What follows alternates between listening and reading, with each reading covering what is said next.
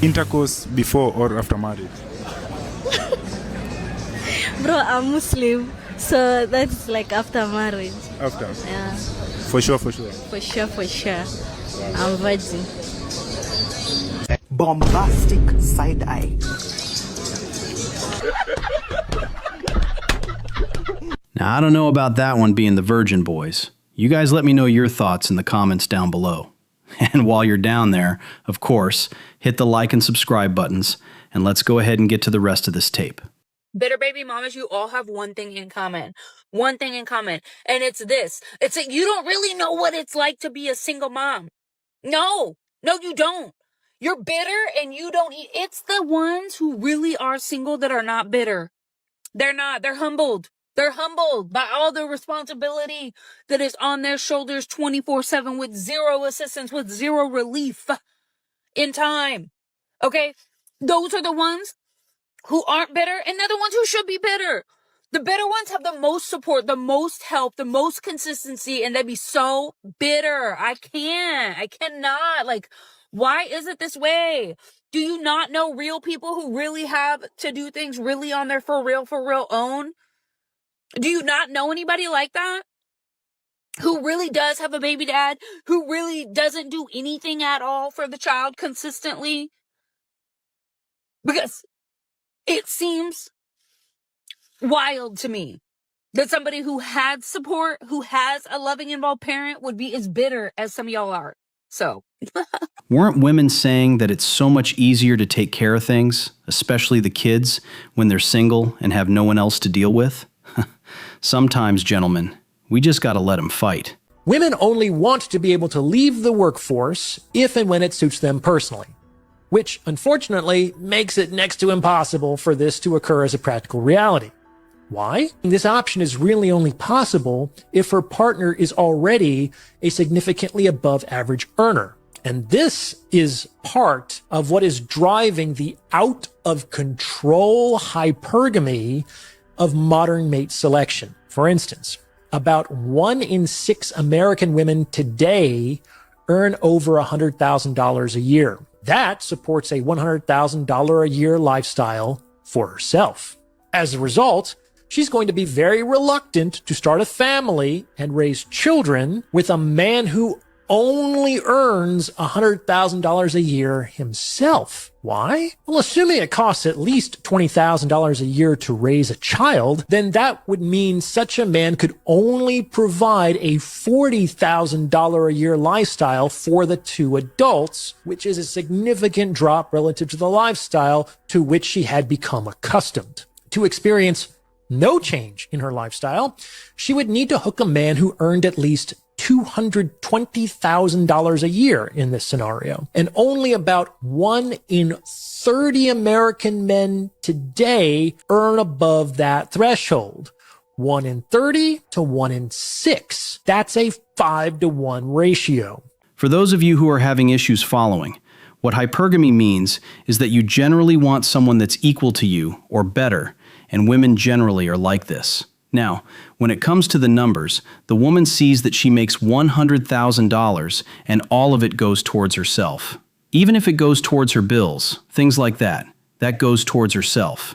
Now, when she is looking to get fully and completely subsidized by a man, they always need to at least hit that mark or higher, and it needs to be $100,000. So even if they make equal, what goes to her isn't 100% of that.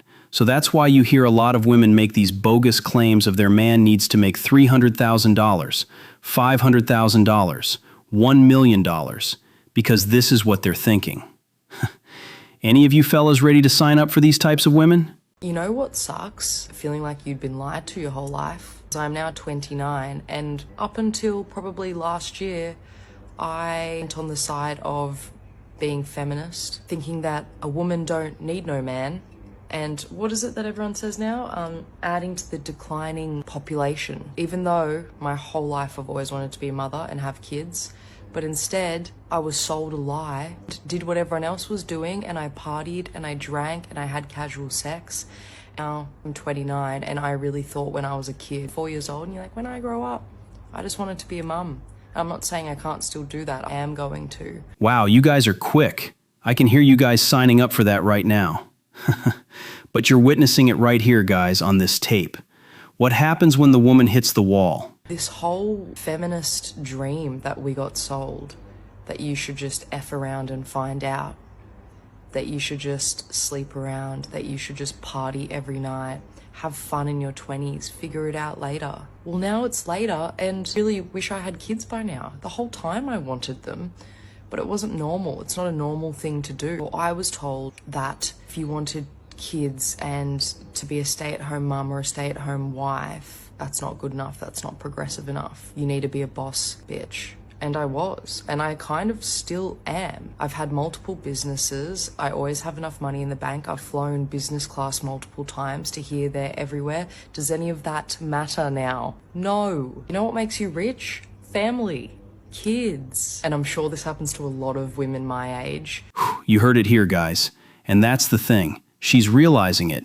But all these girls would go against, oh, there is no wall. There is no period where you start thinking like this. Continue to grind and just keep manifesting in that man who is going to take care of the rest of your life is going to appear one day. Who have gone down the same path of being a boss bitch, traveling everywhere, meeting all these people. That's all well and good. I had fun a lot of the time, but a lot of the time I didn't, because I felt like I was going against my natural way, why I'm actually here, and forcing myself to do things I didn't want to do because society told me that that was normal. Society has convinced us that it's normal for women to go out binge drinking and having casual sex rather than finding the one, waiting for them, getting married and having kids.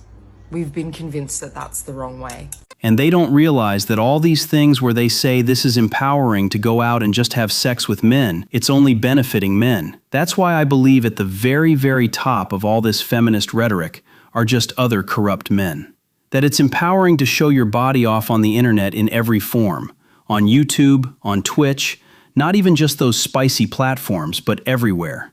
That it's empowering to go off and give your body to everyone. To who?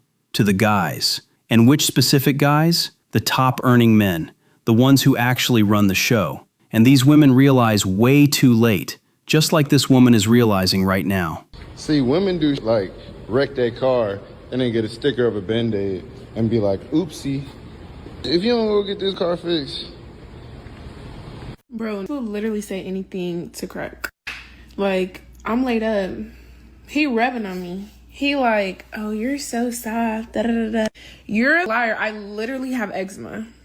You're feeling Braille right now. Like, you're a liar. I can't tell you how many nice things I've done for women, and they got mad at me and accused me of something and told me that I was really just doing it because X, Y, and Z. And I'm going, I just wanted to do something nice for you because that's how I am. And then I get punished for doing something nice because of their analysis of it. That goes on all the time in their heads, right? Most women, when they look at a man, they see a kind of woman. A hairy woman, as you say. A hairy, misbehaving woman who knows the right thing to do and purposely is doing something else. Well, for women, until we gain an awareness and discernment of our feelings, that's what we act upon. They feel you. They feel you.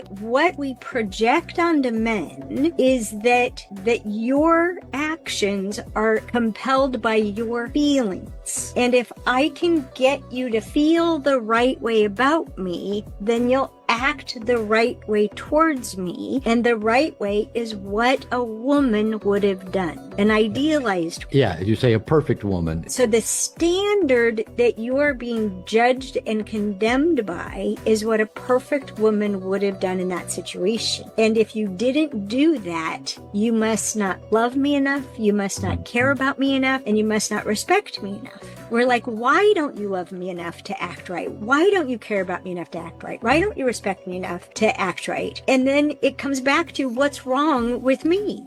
Oh, I get it. So this is why women hate everyone. Because generally, women hate women.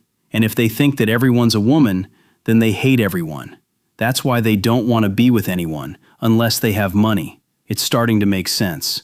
But let me know your thoughts in the comments section, and be sure to hit that like and subscribe buttons, guys, to help out the channel. I have another tape for you. Go ahead and check it out right here.